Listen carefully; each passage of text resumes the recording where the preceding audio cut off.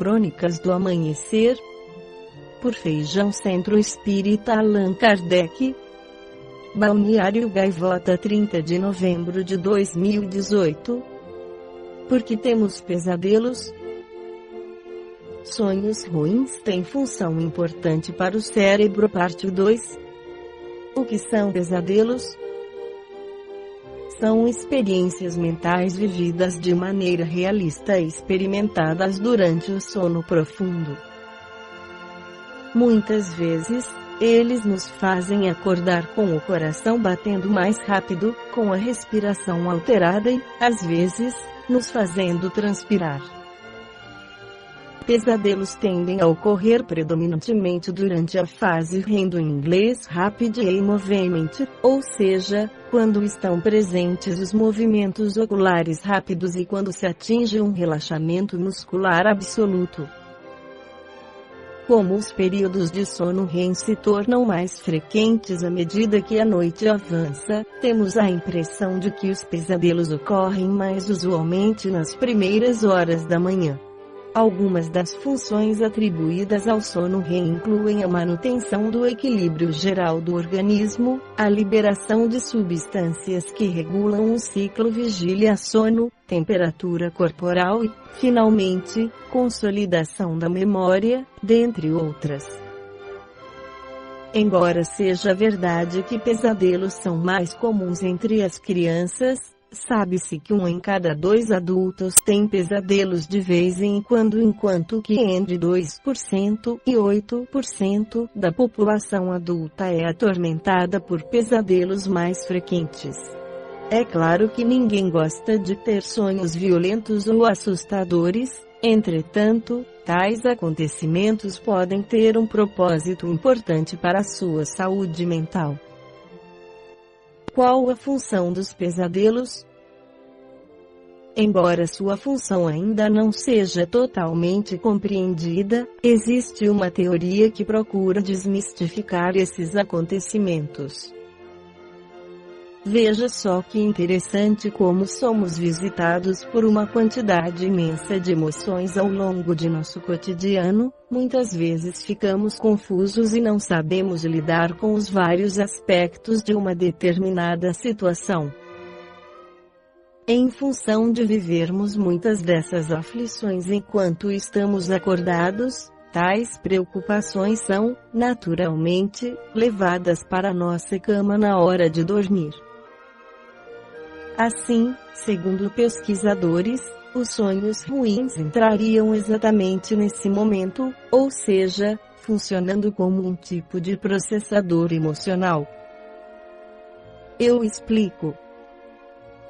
Como o nosso cérebro tem que manejar medos vagos e imprecisos que sentimos no dia a dia, ao serem montados em forma de histórias fantasiosas um pouco mais elaboradas, nossa mente consegue criar um melhor contorno de interpretação.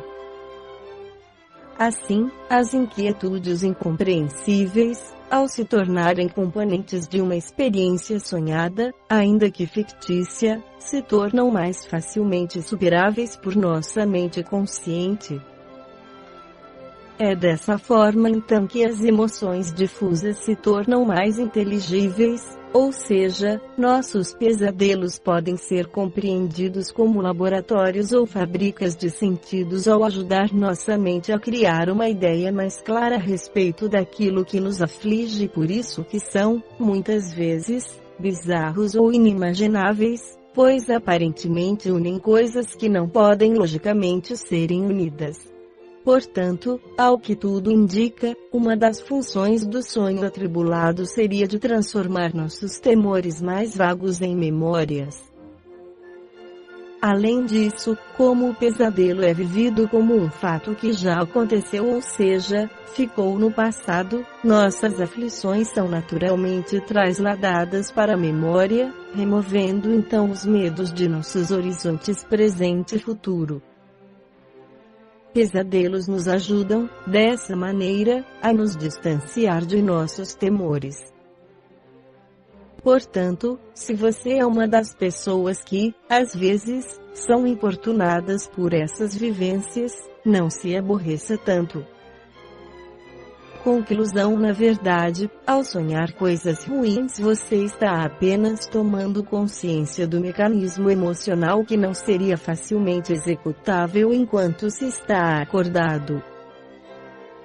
Assim, precisamos dos sonhos ruins para processar as coisas negativas que ocorrem conosco, tornando-nos, portanto, mais fortes.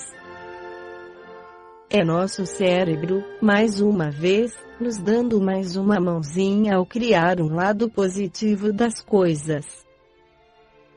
Allan Kardec, através da codificação espírita, principalmente no Livro dos Espíritos Capitão Vi questões 400 a 455, analisou a emancipação da alma e os sonhos em seus aspectos fisiológicos e espirituais. Allan Kardec tece comentários muito importantes acerca do sonho. O sono liberta parcialmente a alma do corpo, o espírito jamais está inativo. Tem a lembrança do passado e às vezes a previsão do futuro. Adquire mais liberdade de ação delimitada pelo grau de exteriorização. Podemos entrar em contato com outros espíritos encarnados ou desencarnados. Enquanto dormem, algumas pessoas enquanto dormem procuram espíritos que lhes são superiores, estudam, trabalham, recebem orientações, pedem conselhos. Outras pessoas procuram os espíritos inferiores com os quais irão aos lugares com que se afinizam. Martins Peralva, no livro Estudando a Mediunidade, propõe a seguinte classificação de sonhos comuns, reflexivos espíritas. Comuns: repercussão de nossas disposições físicas ou psicológicas. Reflexivos: exteriorização de impressões, imagens arquivadas na mente do espírito. Espíritas: atividade real e efetiva do espírito durante o sono.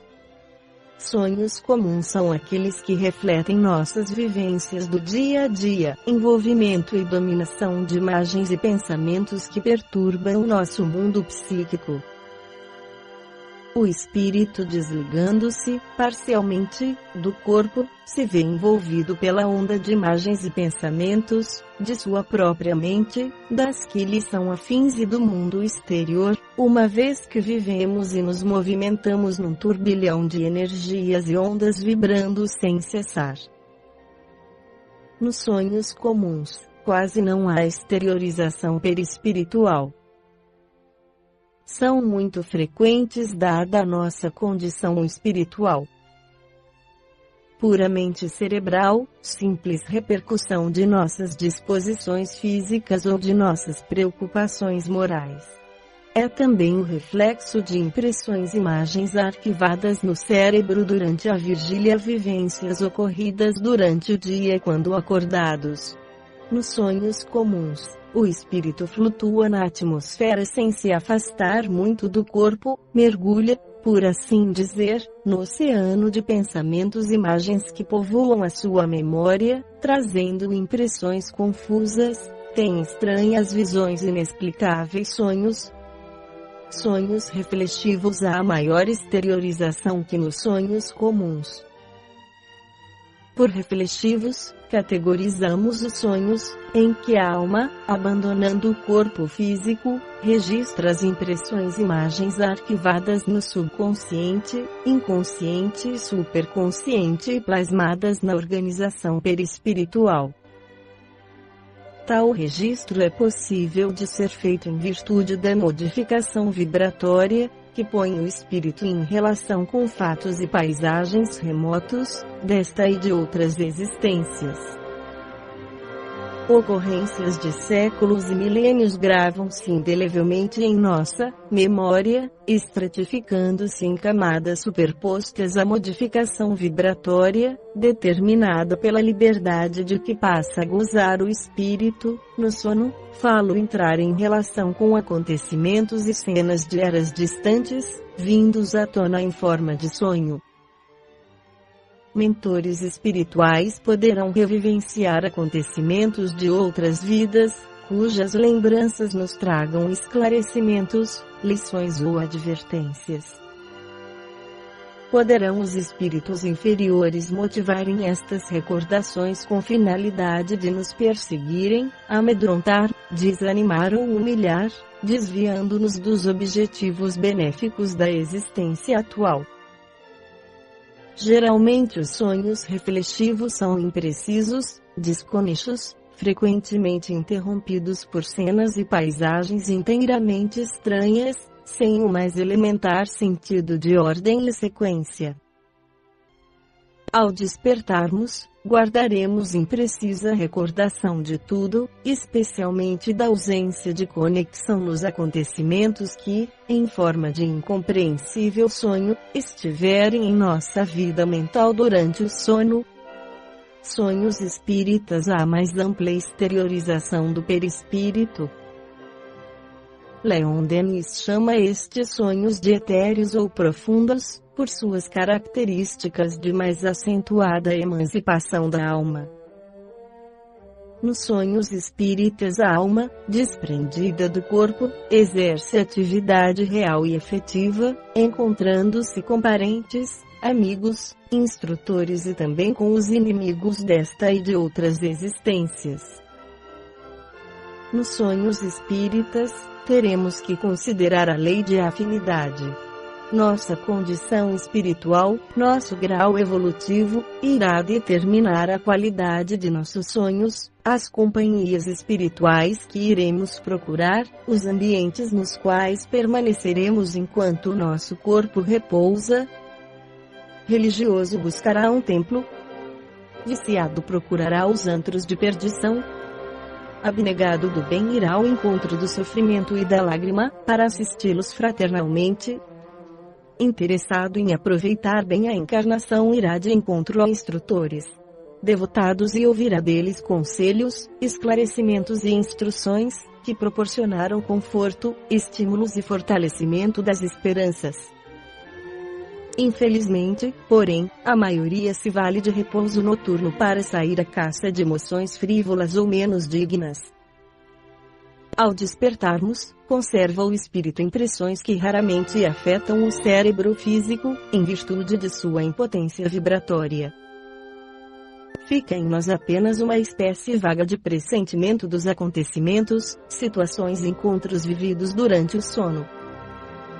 Esta foi a crônica do amanhecer de 30 de novembro de 2018, por Feijão Centro Espírita Allan Kardec.